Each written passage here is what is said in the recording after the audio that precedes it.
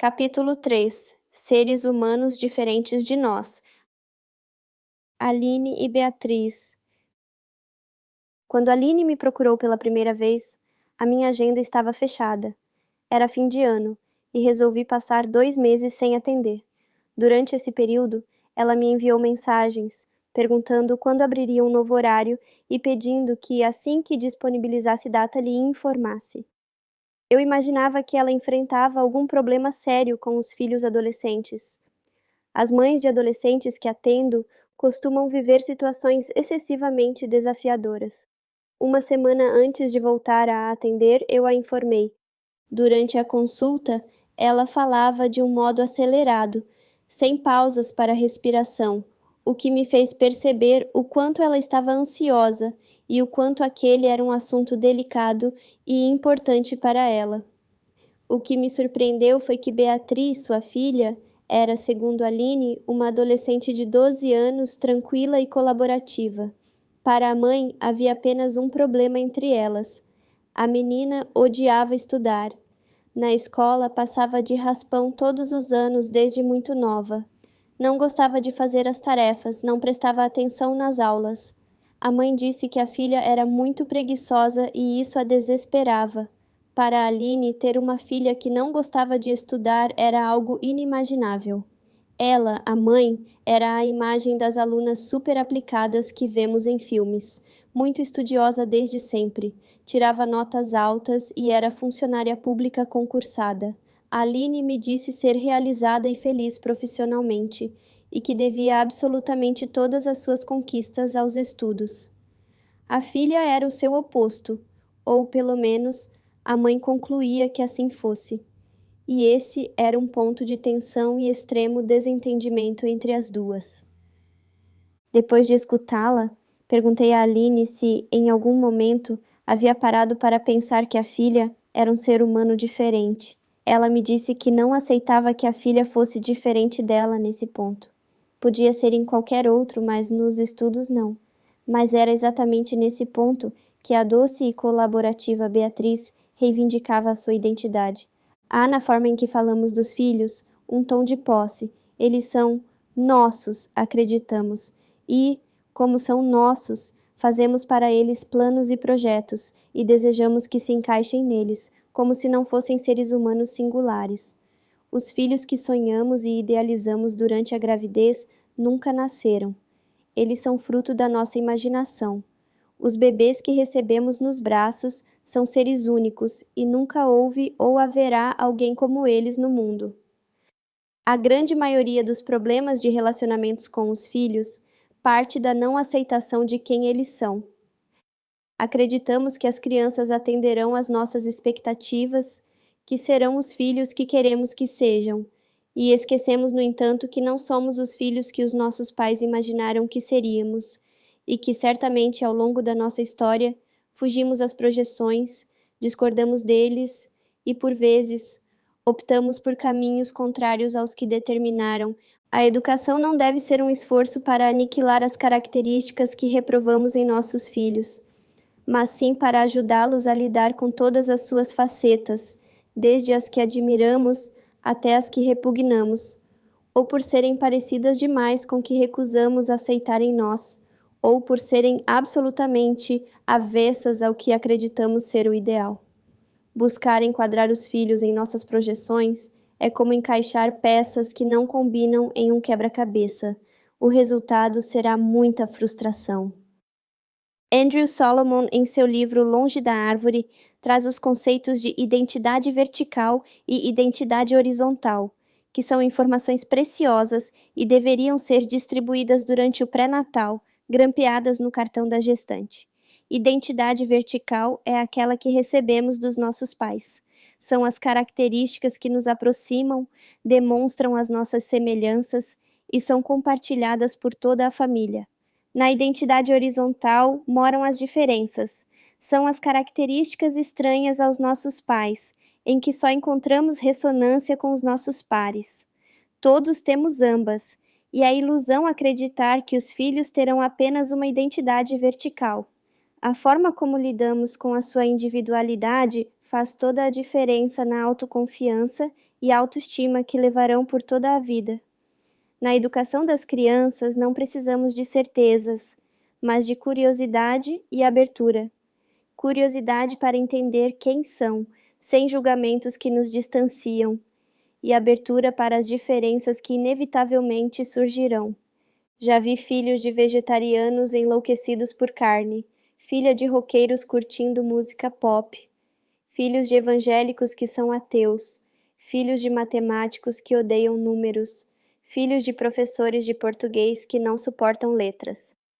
Educar é muito mais um exercício de aceitação do que de moldagem. Muitas vezes eles são muito diferentes do que esperamos, e isso não precisa ser um pesaroso julgamento, apenas uma constatação. As relações ficam mais fáceis quando se pode ser quem é, quando há conforto em vestir a própria pele em casa. Temos, todos nós, em maior ou menor grau, marcas dos pedacinhos que foram arrancados quando tentaram nos encaixar em formas que não nos cabiam. Todos temos hematomas emocionais causados pela não aceitação. Mesmo que não reflitamos a respeito disso, sofremos por não nos sentirmos bons o suficiente. Filhos não são o nosso projeto para o futuro. Vejo pais de amigos e pessoas queridas descrevendo os próprios filhos e percebo que os conhecem pouco. Quem o seu filho é sem as suas expectativas, sem rótulos, sem julgamentos, sem as caixinhas de bom ou ruim. Será que está na hora de se despedir da idealização e de se conectar com esse ser único, especial e importante? Aceitação e comodismo não são sinônimos. Aceitar é parar de brigar com a realidade, visto que ela está posta e é o que é. Podemos apenas escolher como lidar com ela. Pensamentos como: meu filho não deveria ser assim, ela não deveria ser desse jeito, apenas nos distanciam de soluções reais e efetivas para os conflitos diários. Somente aprendemos a lidar com o que aceitamos que existe. Se o seu filho tem uma tendência à agressividade, você encontrará ferramentas para lidar com essa característica quando parar de brigar com a existência dela. Comodismo é inércia, aceitação é atitude. As relações ficam mais fáceis quando se pode ser quem é. Quando há conforto em vestir a própria pele em casa. A nocividade dos rótulos. Perguntei para a Aline o que ela pensava sobre pessoas que não gostam de estudar. Ela contou que, na época da escola, não se aproximava dessas pessoas. Na família, tinha exemplos de falta de responsabilidade e comodismo, e repugnava tais atitudes. Ela também não queria que a filha Beatriz fosse displicente. Imaginava a menina adulta, sem condições de pagar as próprias contas, frustrada e infeliz. Para a mãe, ser uma aluna brilhante, que tira notas altas em todas as provas, era o único caminho possível para um futuro bem-sucedido. Nas primeiras vezes que Beatriz chegou da escola, ainda criança, e não mencionou as tarefas de casa ou não demonstrou interesse em fazê-las, Aline concluiu que precisava tomar uma atitude urgente contra aquilo. Gritava, brigava, chamando a menina de preguiçosa e desinteressada. Dizia à filha que, se não estudasse, não seria alguém na vida. Os anos passaram e, conforme o esperado, o desinteresse de Beatriz apenas piorava. Mentia sobre as datas das provas, escondia os boletins escolares. À medida que a menina piorava, a mãe aumentava a repressão. Ameaçava, punia, retirava o uso do celular e outros aparelhos eletrônicos. Abria a mochila da menina, vasculhava seus cadernos e livros. Ligava para os professores. Bateu na filha algumas vezes. Pagou acompanhamento psicológico para a menina por 6 meses e concluiu que não adiantava nada, pois a filha não se encaixava nos moldes que planejara. Os primeiros contatos com os livros e a escola na vida da pequena Beatriz formaram nela a convicção de que era preguiçosa e desinteressada. Se a mãe, a pessoa adulta em quem mais confiava na vida, a empurrava diariamente para esse papel, era porque sabia das coisas. Beatriz deveria ser o que a mãe lhe dizia que era. Com a genuína intenção de ajudar a filha, Aline aprisionava Beatriz na personagem que repelia. Rótulos são profecias autorrealizáveis. Constantemente confundimos fatos com opiniões. Beatriz não entregar a tarefa escolar é um fato. Considerá-la preguiçosa é uma opinião. A criança não atender ao que lhe foi pedido é um fato. Dizer que por isso é teimosa é uma opinião. A criança chorar ao ser contrariada é um fato. Chamá-la de chorona é uma opinião. Julgamentos fazem parte da vida e fazem parte de nosso mecanismo de autopreservação. Julgar uma situação perigosa, de acordo com a experiência de vida e o conhecimento prévio, pode evitar uma morte. A mente julga, e essa é uma das suas funções. O grande problema é que acreditamos em nossos julgamentos e os tomamos como verdade absoluta. Apresentamos aos filhos as nossas opiniões como se fossem fatos inquestionáveis. Na maioria das vezes, eles acreditam no que dizemos e utilizam as histórias que contamos sobre quem são para construírem a narrativa da própria vida. Não conheci até hoje alguém que tenha recebido rótulos na infância e não seja influenciado por eles na vida adulta. Eles geram uma ressonância que ecoa em nós por anos a fio. Beatriz não sabia que a palavra preguiçosa dirigida a ela era apenas a opinião da sua mãe, assim como a própria Aline nunca percebeu que esse era um julgamento, e não um fato a respeito da sua filha. Todos nascemos certos de que somos merecedores de amor e compaixão. Todos nascemos suficientemente bons. É a convivência ao longo da vida com os adultos de autoridade, nossos cuidadores e pares, que nos faz concluir que não somos o que deveríamos ser. Aos poucos percebemos o que agrada ou não o outro e vamos inconscientemente decidindo o que pode continuar na luz e o que deve ser renegado às sombras. Vamos classificando as nossas características como boas ou ruins, separando pedaços de nós, como se não fôssemos porções inteiras. Ninguém é uma coisa só. Ninguém. Somos todos uma multiplicidade imensa de coisas, e acreditar que uma característica isolada nos define é limitar o nosso imenso potencial. Os nossos julgamentos podem servir como um mapa, uma previsão para nos auxiliar a tomar decisões, mas não devem ser os fatores determinantes para tanto, sobretudo na relação com os filhos. Antes de falar algo para o outro, é essencial que nos perguntemos o que desejamos com a nossa fala. Aonde queremos chegar ao chamar uma criança de preguiçosa, teimosa, desobediente, grosseira, chata, insuportável, danada ou qualquer outro julgamento? Qual objetivo queremos alcançar com essas falas? Se for a autorreflexão, essa é uma péssima ferramenta. Se for a mudança, é ainda mais ineficaz, visto que essas falas geram culpa, que acorrenta mais do que liberta. Não seria mais produtivo para nós, para os nossos filhos e para a nossa relação que abandonássemos a insustentável missão de dizer quem são ou quem devem ser?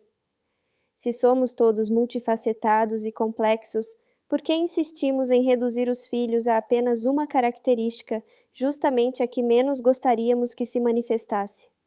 Além dos efeitos nocivos dos rótulos no desenvolvimento da autoestima da criança, ao nos comunicarmos com os rótulos, deixamos de nos comunicar com o presente, com a criança que está diante de nós, com seus sentimentos e necessidades. Enquanto rotulamos, nós nos afastamos das camadas mais profundas das relações. Passamos 10 dias das férias na casa do meu pai, em uma cidade a mais de 500 quilômetros da que morávamos. Enquanto Isaac e eu organizávamos as malas no carro, o avô chamou as crianças para se despedir. Miguel, o mais velho, indica que não queria, dizendo um "não vou" grosseiro. Minha primeira reação foi me chatear. Somos contadores de história compulsivos, e preciso confessar, a minha mente é muito tagarela. Em instantes, começou a ladainha que conheço de cor. Lá vai Miguel me matar de vergonha. Custa o que falar com o avô? Passou 10 dias aqui, caramba! Que absurdo! Esse menino me cansa demais. Vontade de me trancar em casa e nunca mais sair. Saco! Meu pai deve estar pensando que não sei educar, claro. Eu definitivamente não mereço. Respirei envergonhada. A empatia é exercício, escolha diária, daqueles que preciso revalidar, me esforçar, me empurrar para fora do meu padrão, das minhas próprias histórias. Ele ficou 10 dias aqui, é isso, claro. Ele não quer se despedir. Eu me aproximei, com um tom de voz acolhedor, enquanto ele se escondia no carro. Filho, os dias aqui foram muito, muito legais. Eu também amei. Ir embora é muito difícil. Se despedir do vovô dói. Ele engoliu o choro seco, saiu do carro, abraçou rapidamente o avô e voltou para o lugar. Assim que passamos pelo portão, um choro sentido, forte, daqueles soluçados e tremidos, explodiu lavando a alma. Chorou com o corpo todo. Eu não quero ir embora, eu não quero ficar longe do vovô.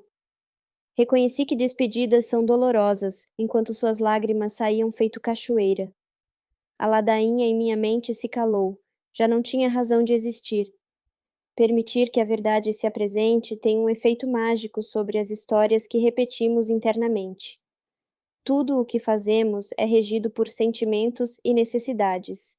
E a vida muda quando trocamos as certezas pela curiosidade de descobrir quais sentimentos e necessidades são esses. Aceitar que os nossos pensamentos não são a verdade é libertador. A empatia é exercício, escolha diária, daqueles que preciso revalidar, me esforçar, me empurrar para fora do meu padrão, das minhas próprias histórias. Rótulos positivos. Lúcia, a boa menina. Lúcia havia sido uma das últimas a se apresentar no workshop. Tom de voz baixo, pausado e aparentemente calmo. Disse que tinha 2 filhas. Estava ali porque não conseguia se posicionar diante dos conflitos, e isso estava interferindo diretamente na forma como educava. Ela era a filha boa. Lúcia cresceu ouvindo que era uma criança maravilhosa, boazinha, que não reclamava de nada e não incomodava ninguém. Os pais diziam constantemente que ela não dava o mínimo trabalho e que tinham orgulho da sua obediência. Qualquer tentativa de sair do papel da boazinha, qualquer questionamento que fizesse era repelido com um "Filha, você não é assim". Lúcia cresceu ignorando os próprios sentimentos e necessidades. Sua missão de vida era ser legal. Figuras de autoridade lhe despertavam muita angústia. Sofreu com chefes que exploravam a sua incapacidade de dizer não. Adoeceu durante o mestrado, porque desejava atender às expectativas do orientador, um homem extremamente exigente. Quando as crianças brigavam, Lúcia se trancava no quarto e chorava, ou explodia e sofria com a culpa que a assolava depois. Considerava a raiva um sentimento indevido, que lhe tirava o direito de ser amada e querida. A responsabilidade de educar um outro ser estava mexendo em feridas que Lúcia não sabia que existiam. Aos 31 anos, com auxílio de um psicoterapeuta, buscava conhecer quem era para além da personagem de boa menina.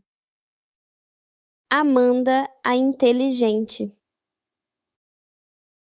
Em um workshop sobre irmãos, conversávamos sobre o triste costume de aprisionar os filhos em papéis, em regra, antagônicos. Amanda contou que era a filha inteligente, enquanto o irmão era o filho burro. Desde muito nova era a melhor aluna da sala.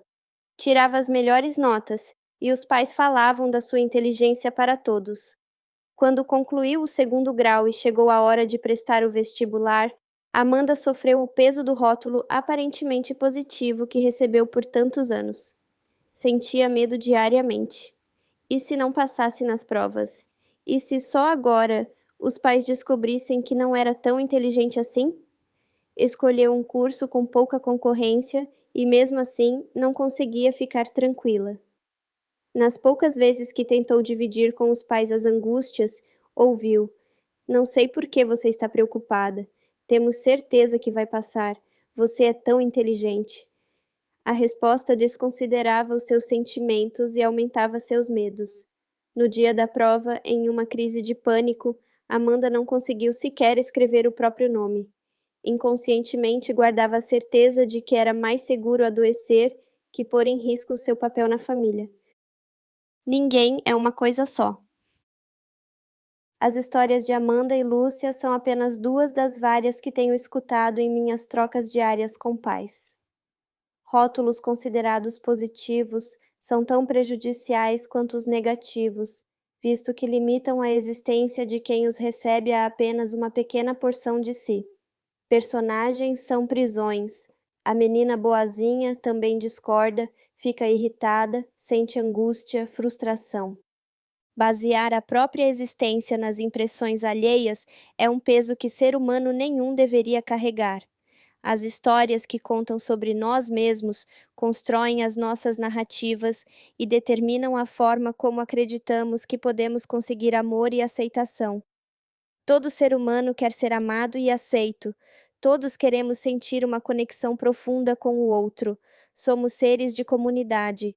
Quando, por um motivo qualquer, fugimos da personagem que sempre desempenhamos, sentimos ameaçado o nosso lugar no mundo. Será que ainda vão me amar? Será que ainda vão me aceitar se eu disser não? Será que vão me deixar sozinho? Quem eu vou ser se não for a inteligente? A boazinha? Existem ainda inúmeros casos de crianças rotuladas por toda a vida por características positivas que, durante as grandes transformações cerebrais e emocionais da adolescência, partiram para o extremo oposto do que sempre foram. A vontade de firmar-se como ser único e diferente dos pais leva por vezes a esse comportamento. Quando Aline me falou sobre Beatriz e seus problemas escolares, pensei que talvez fosse a forma de a pequena, inconscientemente, dizer que não é tão boazinha assim. Talvez seja o espaço da vida em que diga: eu não sou você, não sou quem você deseja que eu seja. Não somos uma coisa só. Nenhuma característica isolada nos define ou define os nossos filhos. Somos complexos demais para nos atermos apenas a uma porção de nós mesmos, ajudando a criar novas imagens de si. Ao perceber que durante todos esses anos empurrava a filha para o rótulo que repugnava, Aline chorou. As lágrimas escorriam enquanto eu a escutava em silêncio. Nós todos fazemos o nosso melhor. E até aquela manhã, Aline fez o que acreditava ser o mais acertado, diante dos conhecimentos que tinha.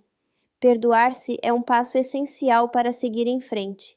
Erros são excelentes oportunidades de aprendizado. Depois de se acalmar, Aline me perguntou o que fazer para mudar. Como Beatriz poderia sair da personagem que desempenha há anos? Iniciamos um processo de desconstrução da imagem que a mãe tinha da própria filha. Ela era somente essa menina que não estuda? Aline me contou que a filha era excelente nas aulas de teatro e que decorava as falas dela e de todos os personagens das peças. Disse que a adolescente escrevia lindas e complexas histórias e que desenhava muito bem. Ao me contar as capacidades da filha, a mãe percebeu a potência da garota. A criatividade e a veia artística da menina eram imensas. Talvez a forma tradicional de estudar, que sempre serviu tão bem para a mãe, não fosse o suficiente para segurar a atenção da pequena artista. Sugeri, então, que incentivasse a filha a criar histórias sobre os temas de estudo e que testasse ilustrar as aulas em vez de copiar no caderno. Indiquei uma sessão de resolução de problemas. Falaremos mais no capítulo 6, visto que Aline jamais perguntou para a filha qual seria o melhor jeito de estudar, e lhe pedi que reduzisse as expectativas e o controle sobre a menina. Beatriz não tinha de tirar 10 em todas as matérias, não tinha de ser a continuação da mãe ou a materialização de seus sonhos.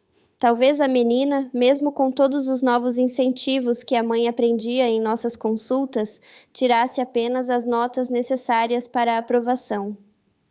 A menina deveria organizar o próprio tempo, desenvolver a autonomia que a mãe nunca lhe permitiu ter e arcar com as consequências naturais das suas escolhas.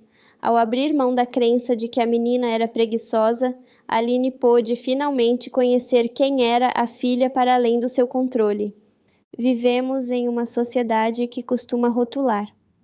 Por mais que nos esforcemos a fugir do padrão de aprisionar as crianças em apenas uma das suas características, isso provavelmente será feito pelos parentes, professores, irmãos, amigos ou pela própria criança. Somos contadores de histórias e é comum que isso aconteça. A forma como lidamos com esses rótulos é o que fará toda a diferença. Os meus filhos, desde muito novos, ouvem e falam que ninguém é uma coisa só. Repito isso com bastante frequência em casa, na esperança de que aprendam e se defendam, eles mesmos, da chuva de rótulos que receberão na vida. Deixo algumas sugestões sobre como lidar com a criança que já está aprisionada a um papel. Mude as suas lentes. Os rótulos são a nossa leitura da realidade, não a realidade em si. A mente busca validar tudo o que tomamos como verdade. Ao julgar, direcionamos os fatos para que baseiem nosso ponto de vista.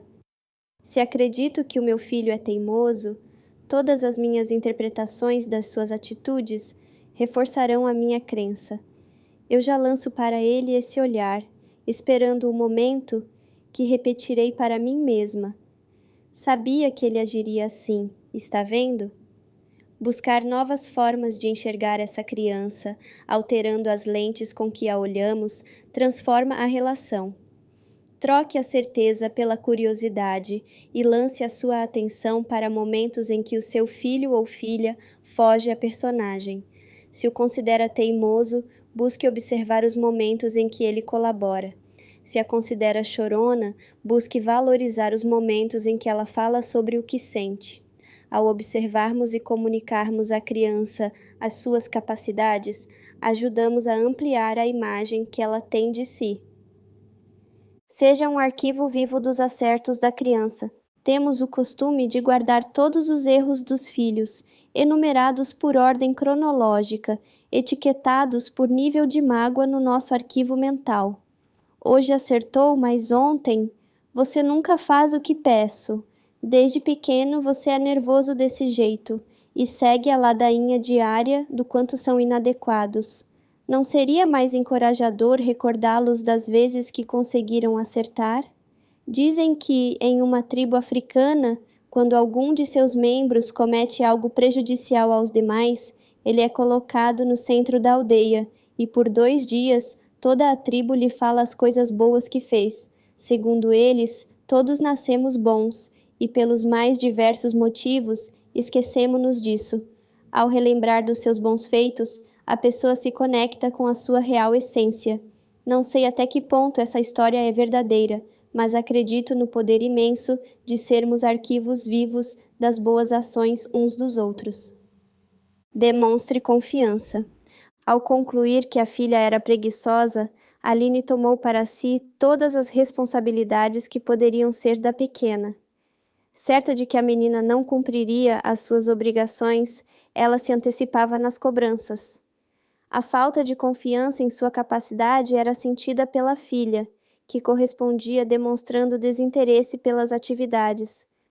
Nossa confiança em nós mesmos se renova quando sentimos que pessoas que admiramos confiam em nós. Acredite nas capacidades da criança de ir além do rótulo. Compartilhe com ela essa confiança e se coloque ao lado para o que precisar. Um estudo testou o nível de influência do olhar do adulto no desenvolvimento e na autoimagem da criança. No início do ano letivo, 3 professores receberam instruções sobre as turmas pelas quais seriam responsáveis. A um professor foi dito que a sua turma era dos melhores alunos da escola, selecionados cuidadosamente e colocados juntos. A outro disseram que seus estudantes eram medianos, nem bons nem ruins.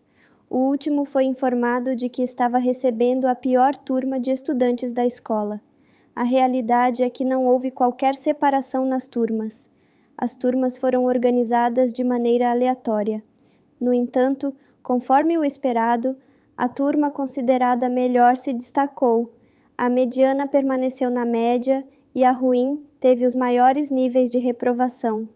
Ficou claro que as lentes através das quais os professores olhavam para as crianças, o arquivo mental que eles tinham sobre maus e bons alunos e a confiança ou a ausência dela que tinham na turma influenciavam diretamente no desempenho dos discentes.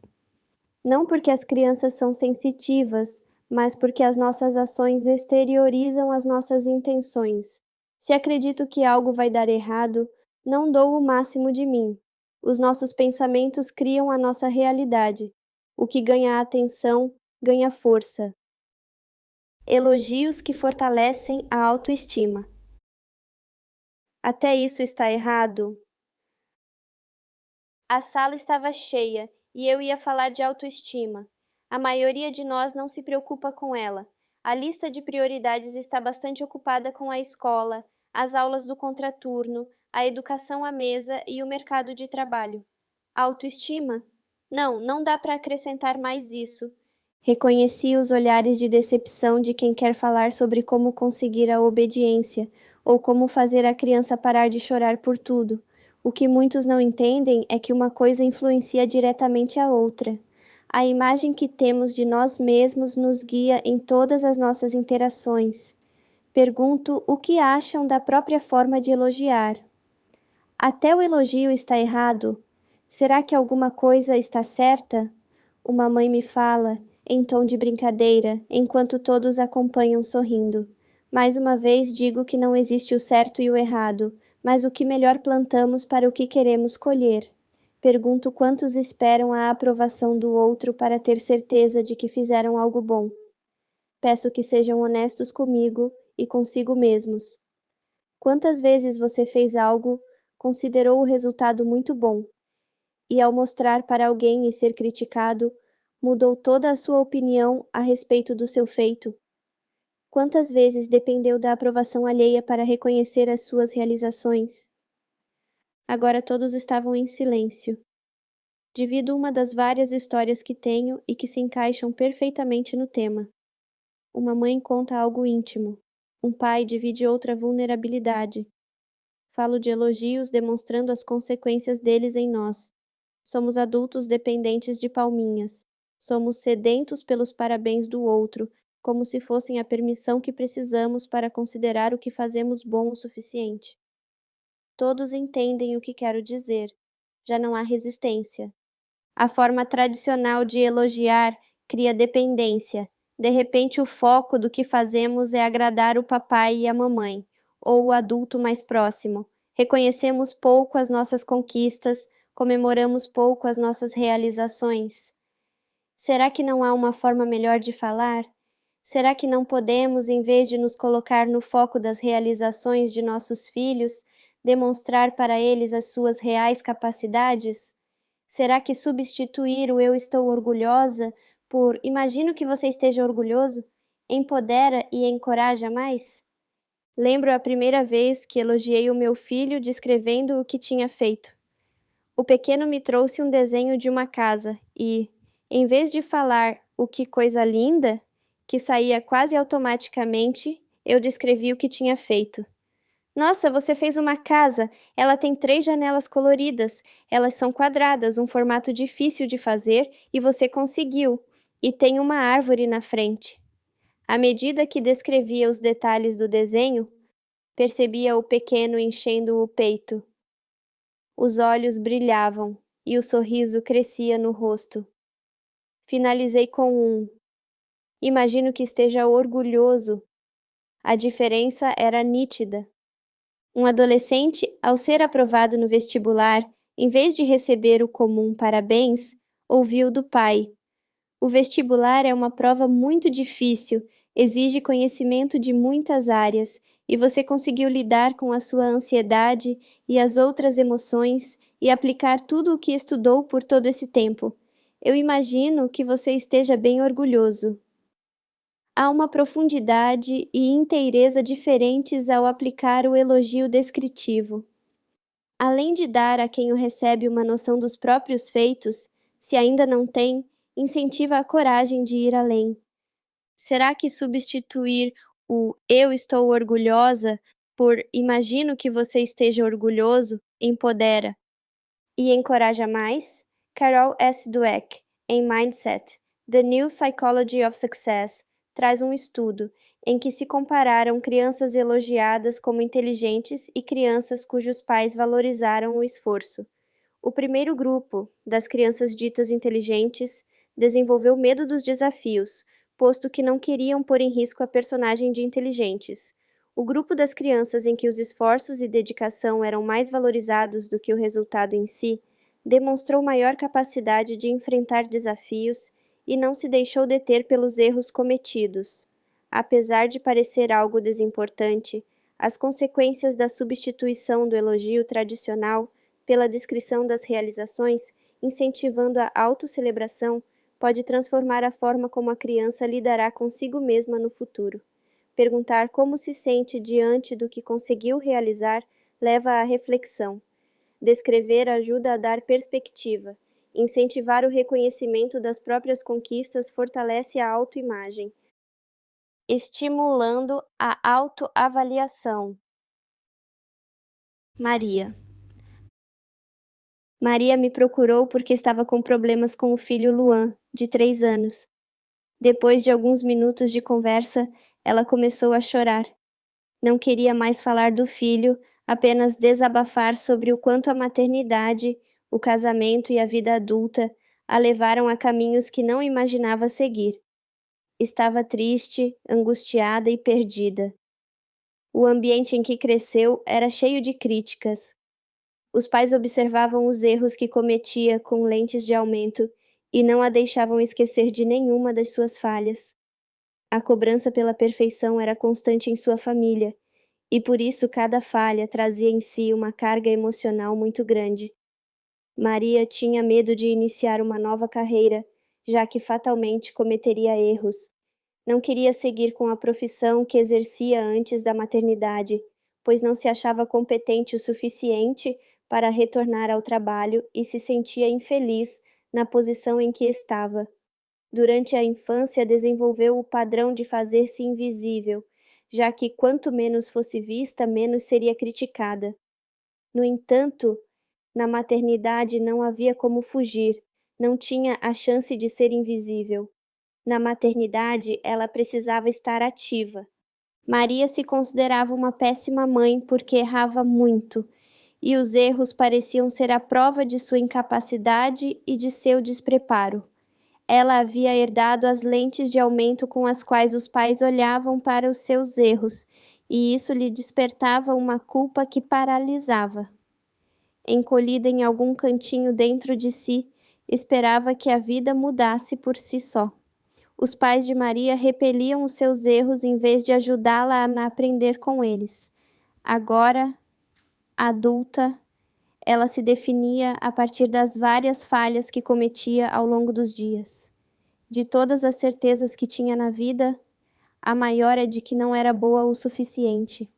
A maioria dos pais, no que se refere aos erros que os filhos cometem, divide-se em 2 grandes grupos: aqueles que apontam os erros sem qualquer pudor e os que não criticam nem estimulam a autoavaliação.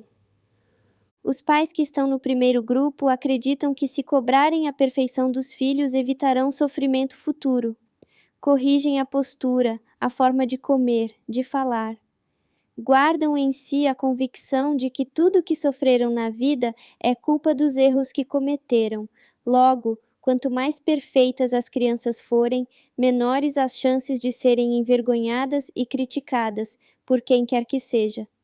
Infelizmente, a cobrança excessiva alimenta nos filhos a sensação de inadequação. Quando adultos, essas pessoas geralmente costumam ter medo de arriscar e, assim como Maria, definem-se a partir dos seus erros. O segundo grupo compreende pais que, em regra, são permissivos, encobrem os erros dos filhos e minimizam as consequências das suas atitudes. Como guardam em si feridas causadas pelas críticas que receberam por toda a vida, decidiram poupar os filhos desse sofrimento. Assim, educam pessoas pouco capazes de reconhecer as próprias falhas e aprender com elas. Em algum momento da história, começamos a acreditar que podemos viver sem cometer erros. Daí em diante, passamos de geração a geração a errônea crença de que precisamos ser perfeitos para merecer amor, respeito e compaixão. Colocamos em nossos erros a culpa por todos os nossos sofrimentos e deixamos de enxergá-los como realmente são, uma excelente oportunidade de aprender. Uma vida sem sofrimentos e dores é impossível. Na prática da atenção plena, disse que existem 2 tipos de sofrimento. O primeiro é inevitável, aquele que nos desperta a frustração dos planos não realizados, da vida que foge ao nosso controle. O segundo é a escolha, o que sentimos quando, em vez de lidar com o que é posto em nosso caminho, reclamamos que não deveria acontecer. A briga com a realidade. Quando aceitamos que não há possibilidade de evitar que os nossos filhos cometam erros e que sintam dores advindas do caminhar da vida, podemos focar a nossa atenção em ajudá-los a lidarem melhor com os desafios que surgirão. Se, em vez de estimular a culpa, estimularmos a responsabilidade, estaremos preparando os filhos para a vida real e não para a vida que as nossas expectativas criaram e que nunca irá existir. Deixo aqui dicas para ajudar os filhos a lidarem com a realidade. Separe os fatos das opiniões. Descrever a situação sem qualquer julgamento faz com que a vejamos de maneira mais objetiva e, a partir dessa clareza, possamos ajudar a criança a se conectar com a realidade e não com os seus pensamentos. Quando a criança comete um erro e, imediatamente, é coberta de julgamentos e opiniões a respeito do que aconteceu, ela perde a oportunidade de pensar e refletir sobre os fatos. É importante lembrar que demonstrar confiança não significa deixar a criança entregue a si, mesma nem impedir que vivencie as consequências de suas atitudes. Faça perguntas que estimulam a reflexão. Em regra, diante dos erros e falhas, nós temos um discurso pronto de como a criança deveria agir das próximas vezes. O grande problema dessa atitude é que a reflexão vem de fora, não da criança. Se desejamos que desenvolvam a capacidade de refletir sobre os próprios erros, podemos auxiliar o raciocínio com perguntas que lhes façam encontrar as respostas dentro de si. É importante perceber o momento ideal de estimular essa reflexão. Se o seu filho está necessitando de empatia, siga os passos que indiquei no capítulo 2. Demonstre confiança. Demonstrar para a criança que confiamos em sua capacidade de tomar decisões fortalece nelas a autoestima e a responsabilidade, além de estimulá-la a perceber que os erros não a definem. A supercola. Estava na cozinha quando vi o meu filho mais velho passar correndo com algo escondido embaixo da roupa. Miguel, o que você está levando aí escondido? Oi? Eu? Nada, nada. Ele saiu com algo escondido. Fingi que não vi e segui preparando o jantar. Em poucos minutos ele chegou, chorando. Meu dedo está com uma casquinha de supercola. Vai sair, mãe? Vai sair? E chorou mais, chorou muito. A mente do pequeno é tagarela como a minha. Ele sempre acha que vai ficar com uma cicatriz até a eternidade, ou que vai morrer, ou que nunca mais vai andar. Filho, deixa eu ver. Olhei e percebi só uma camada de cola seca. Nada de dedos grudados. Tenho uma vontade imensa de falar um sonoro. Eu te avisei para não mexer na cola. Eu te avisei. Engoli. Eu te avisei? É péssimo para ajudar a pensar e interiorizar o ensinamento que as consequências trazem. Eu te avisei? Tira o pensamento do putz, não era para eu ter feito isso, para que saco, a minha mãe é chata demais, ou eu só faço merda mesmo. Eu odiava e odeio ouvir eu te avisei. Vai sair à medida que você for tomando banho. Tira agora, por favor. Ele me olhou com cara de desespero. Filho, você mexeu em algo em que não deve mexer sozinho, e eu vou deixar que você vivencie as consequências das suas atitudes. Descrevi o erro sem qualquer julgamento. O choro aumentou. Meu bem, eu imagino que você esteja muito angustiado por ver o dedo assim. Eu sinto muito. Nomeei o sentimento. Vai sair, né, mãe? Não vai ficar assim para sempre, né? Não, não vai. O que a gente aprendeu com esse erro de hoje? Pergunta que costumo fazer para pensarmos juntos nos aprendizados dos erros. Em algumas situações, mais perguntas são necessárias. Resmungando, ele me respondeu que não pode mexer na supercola sozinho. Ótimo. O importante é aprender com os erros. Eu confio que você não vai mexer novamente. Você pode me mostrar o que estava tentando colar? Demonstrei confiança. É importante lembrar que demonstrar confiança não significa deixar a criança entregue a si mesma, nem impedir que vivencie as consequências de suas atitudes. Crianças precisam ser orientadas pelos adultos e a liberdade que têm deve ser dada nos limites que estabelecemos. Falaremos mais sobre este tema no capítulo 6. Resumo do capítulo. A educação não deve ser um esforço para aniquilar as características que reprovamos em nossos filhos, mas sim para ajudá-los a lidar com todas as suas facetas, desde as que admiramos até as que repugnamos. Rótulos são profecias autorrealizáveis. Fato é o que nos acontece. Opinião é o que julgamos sobre o que nos acontece. A confusão entre ambos traz muitos prejuízos para as relações, sobretudo com os nossos filhos. O que ganha atenção ganha força. Quanto mais foco colocamos nos rótulos, mais aprisionamos os nossos filhos em características que repelimos. Comunicar-se com os rótulos tira a presença necessária para lidar com a realidade e encontrar soluções para os problemas disciplinares. Rótulos positivos são tão nocivos quanto os negativos, e ambos devem ser evitados. Mude as lentes com as quais olha a criança. Seja um arquivo vivo dos acertos dela e demonstre confiança. Utilize elogios descritivos, dando à criança uma noção das próprias realizações.